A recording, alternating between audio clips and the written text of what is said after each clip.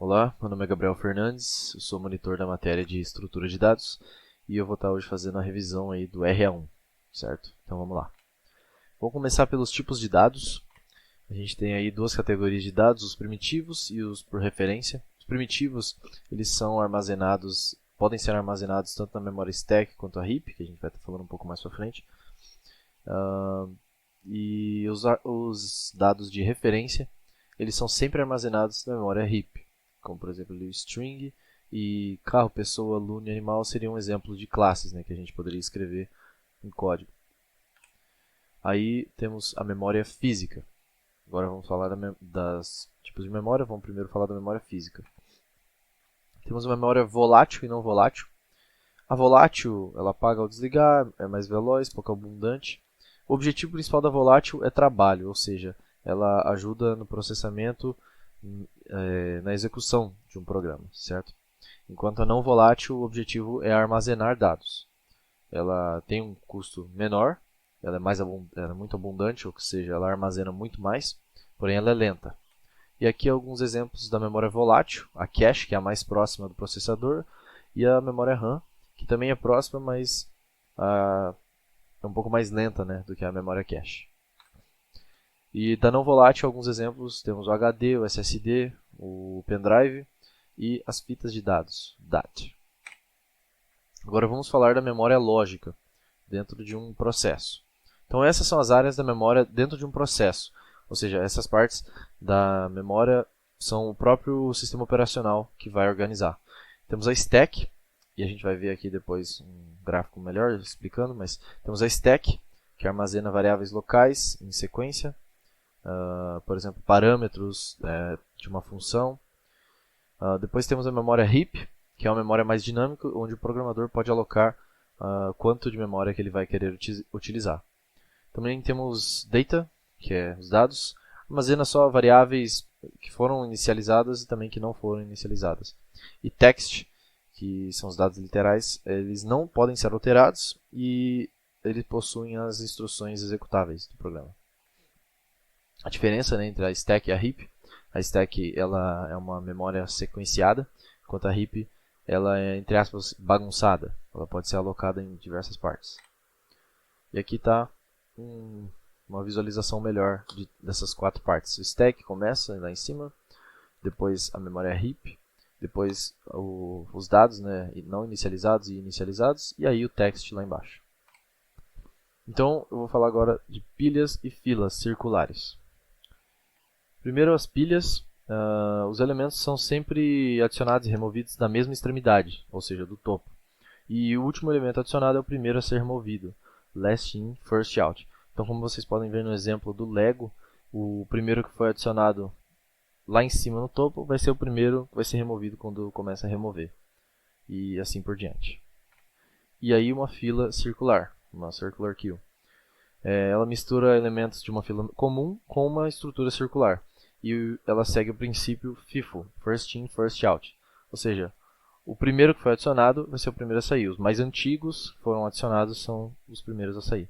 Aqui temos um exemplo, um GIF, adicionando, né, fazendo o enqueue. Ele adiciona ali 8.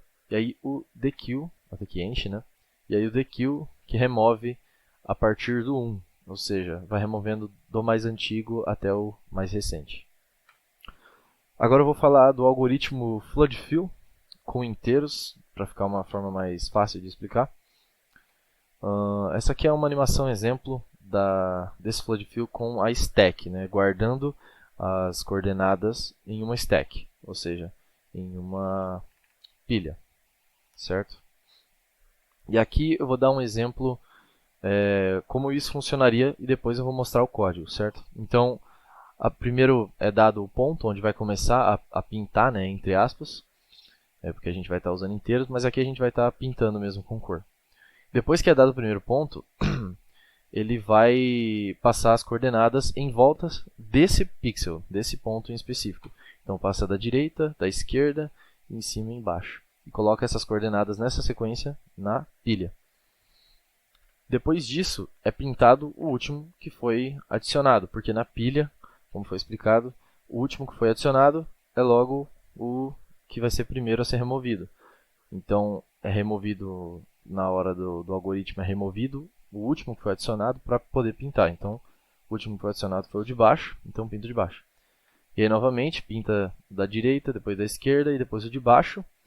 E, novamente, vai pintar o pixel que está embaixo, pois foi o último a ser adicionado na pilha. E assim por diante, vai pintar depois da direita, depois da esquerda, então a esquerda vai ser a que vai ser pintada. E assim ele vai seguindo. Agora um exemplo usando a nossa fila circular para armazenar todas as coordenadas. Você está vendo que ela tem uma forma diferente de estar pintando todos os pixels.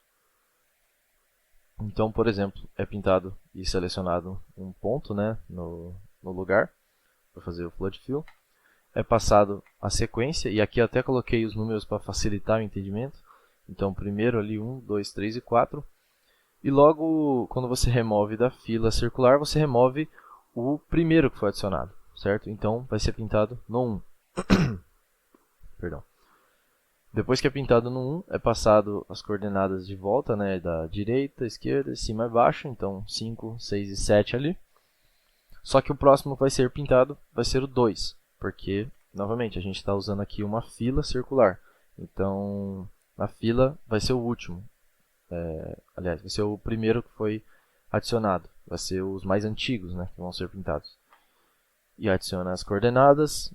E aí vai para o 3, depois para o 4 e assim por diante. E você pode ver que ele vai fazendo um formato, acredito que seja um losango, que vai pintando em volta. Agora a gente vai para o código em si. No construtor, a gente, logicamente, no int flood fill, que é o jeito que eu quis programar, né? Eu coloquei um nome como int. A gente vai estar armazenando um array duplo de inteiros, que vai chamar image. E aí a gente vai inicializar ele no construtor. Vai estar passando no construtor e vai estar definindo como nosso image. Essa é a classe coordenada, ela é bem simples. Só possui um x e um y como inteiro. E você passa eles no construtor da classe. E esse aqui é o início, é a primeira parte da função de fill. A gente, na função, e foram criadas duas funções para mim, uma com stack e a outra com a kill, né? Uma com pilha e outra com fila. Então não muda nada, além de que essa vai estar usando uma pilha, certo? Então é o primeiro método que a gente mostrou lá as animações. Vai estar sendo passada a posição x e a posição y do ponto em que a gente quer começar a pintar. E o novo valor que a gente quer trocar, porque a gente está usando inteiros, então o novo valor é um número. A primeira coisa, está em inglês os meus comentários, mas eu vou estar traduzindo.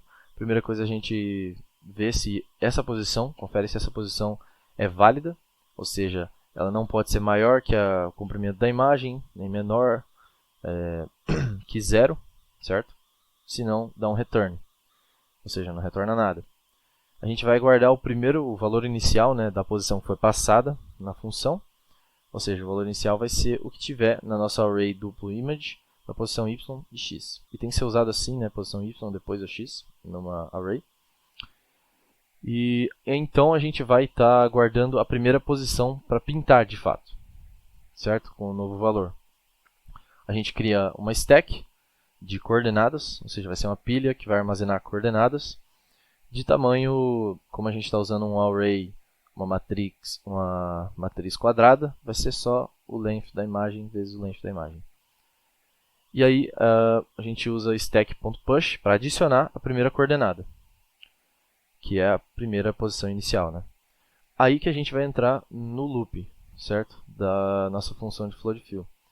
A primeira coisa que a gente vai fazer é tirar a primeira coordenada que está no topo da stack. Se fosse uma fila, a gente estaria tirando a última, né?